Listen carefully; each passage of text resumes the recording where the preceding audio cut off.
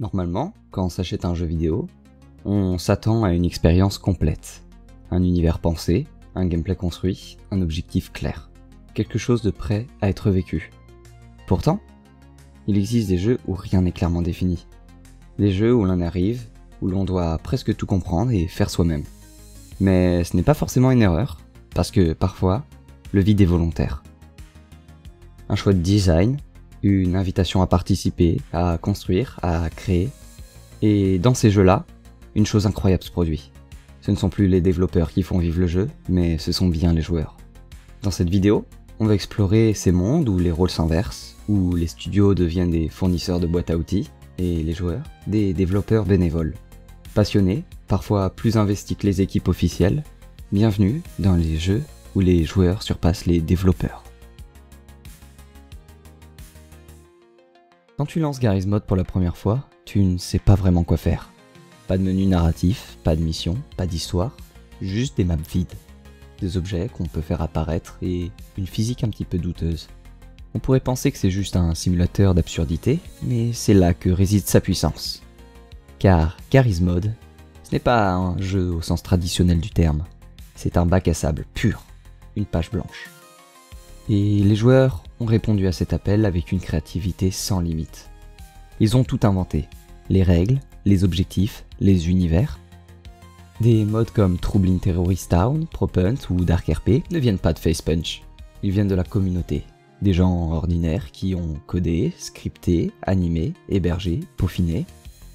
Garry's Mod est devenu un moteur de création et chaque serveur est une œuvre collective.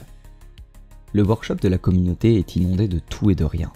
On peut retrouver des player modèles, des maps, des simples sauvegardes, des armes. En clair, peu de choses semblent infaisables sur ce jeu. Aujourd'hui, même si la communauté est largement en baisse, les assets continuent encore et encore de sortir chaque jour. Certains mods ont carrément pris leur envol, Troubling Terrorist Town a donné naissance à une vague de jeux de déduction, Propent est aujourd'hui copié dans Call of Duty, Fortnite et j'en passe. Tout ça vient d'un script bricolé par un joueur dans Gmod. Pour des milliers de joueurs, Garry's Mod a été une première porte d'entrée vers le développement. On y apprend à bidouiller, à scripter, à modder, sans même s'en rendre compte. Je sais très bien tout ça car moi-même j'ai dû mettre la main dans les lignes de code lorsque j'avais mon propre serveur SCPRP. Ces codes faisaient naître de réelles vocations. On pouvait par exemple trouver des sites pour acheter des add-ons à moindre coût.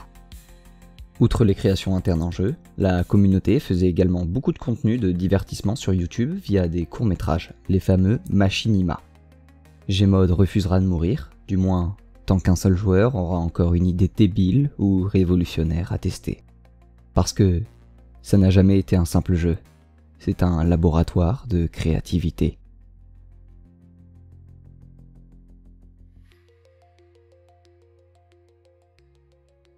Quand on pense à Minecraft, tout de suite, on s'imagine un jeu de survie, de construction à base de cubes. Simple, intuitif et universel.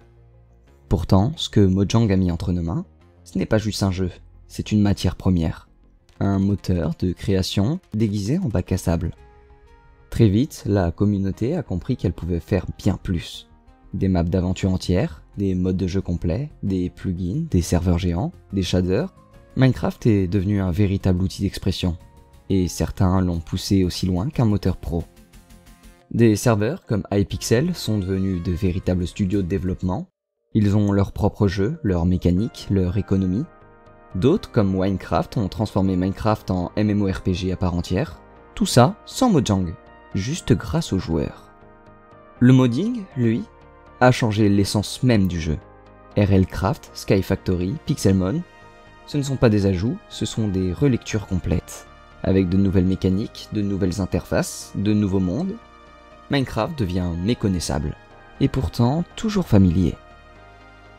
Et n'oublions pas la redstone, ce système logique devenu un terrain d'ingénierie. Certains ont créé des ordinateurs, des calculatrices, des jeux dans le jeu. Minecraft n'apprend pas juste à jouer, il apprend à penser. Même visuellement, le jeu a été transcendé, les shaders et ressources packs ont permis à des créateurs de façonner une direction artistique unique. On est loin des cubes moches des débuts. Ce sont désormais de véritables œuvres d'art interactives. Le jeu est visuellement si simple et pourtant si complexe à la fois.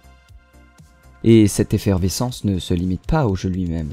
Goodies, fanart, machinima, musique, parodie, tout est prétexte à créer des contouches à Minecraft.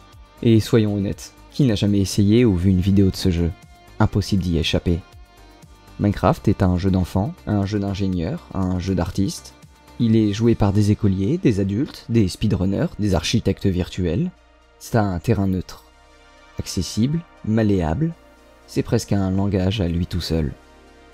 Aujourd'hui encore, de nouveaux modes pack, de nouvelles maps, de nouveaux plugins apparaissent. Minecraft est un jeu immortel parce qu'il n'a jamais cessé d'être transformable.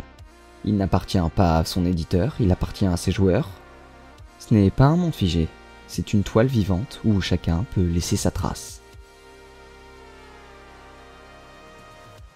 Skyrim est un monument du jeu vidéo.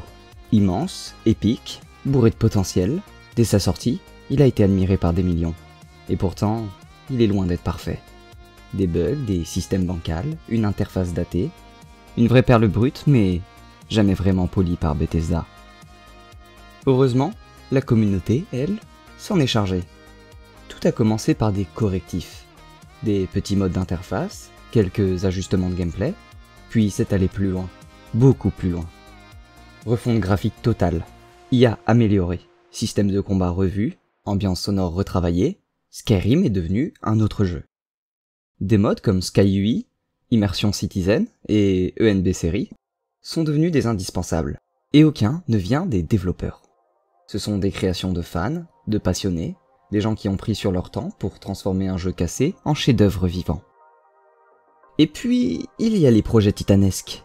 Enderal par exemple, un RPG complet sur le moteur de Skyrim, mais avec son propre monde, sa propre histoire.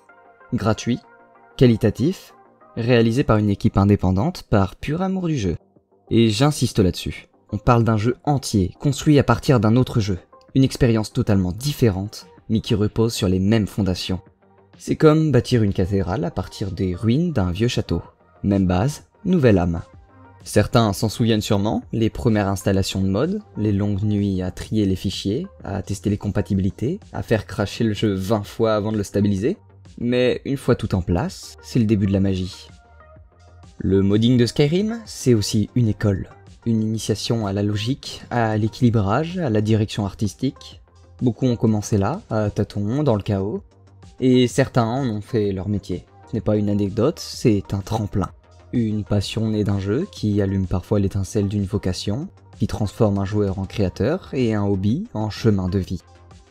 Encore une fois, aujourd'hui, en 2025, Skyrim vit. Des mods continuent à sortir chaque semaine, des projets comme Skyblivion ou Beyond Skyrim font perdurer la légende.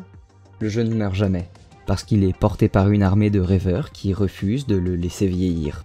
Et ce qui rend ça encore plus fou, c'est que Skyrim, à la base, n'est même pas un bac à sable. Ce n'est pas un jeu ouvert à la création.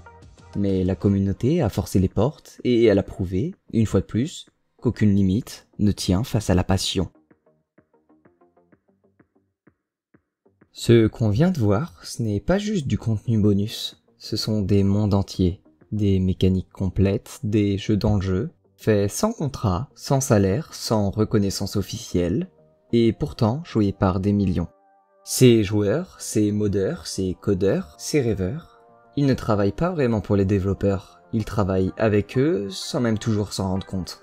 Ils prolongent la vie des jeux, souvent bien au-delà de leur durée de vie prévue, ils corrigent, améliorent, expérimentent. Ils font de l'interface, du sound design, du level design, ils apprennent en créant, ils progressent en partageant. Et ils offrent gratuitement ce que certains studios n'arrivent même pas à vendre. Alors oui, parfois on se demande, est-ce que c'est juste? Est-ce que c'est normal que les joueurs deviennent un travailleur sans contrat, sans part du gâteau? Est-ce que les studios devraient en faire plus pour valoriser ces créateurs invisibles? Peut-être. Mais il y a une autre vérité, plus profonde. Ces gens ne créent pas pour l'argent, ils créent pour l'amour du jeu, pour l'amour du challenge, pour l'amour de ce moment où quelqu'un, quelque part, vit une aventure qu'ils ont rendue possible. Créer devient un jeu, et jouer devient une création. La frontière s'efface, le plaisir change de forme, on n'est plus juste joueur, on est bâtisseur, scénariste, explorateur, développeur, même sans le titre. Ces jeux sont peut-être les plus beaux paradoxes de notre époque, incomplet et pourtant complet grâce aux autres. Vide mais riche de sens. Officiellement fini, mais toujours en mouvement. Ils ne vivent pas par eux-mêmes, ils vivent à travers nous. Ce sont des boîtes à outils, des moteurs de passion, des jeux où les devs donnent le cadre, mais la magie, c'est la communauté qui l'a créé. Des projets collectifs déguisés en produits finis, et nous, on répond à l'appel. Encore et encore. Alors la prochaine fois qu'on vous dit « le jeu est vide », pensez à ça. Ce n'est peut-être pas un oubli, c'est peut-être une invitation à construire, à partager, à transmettre, car parfois les meilleurs jeux, ce sont ceux qu'on continue à écrire nous-mêmes.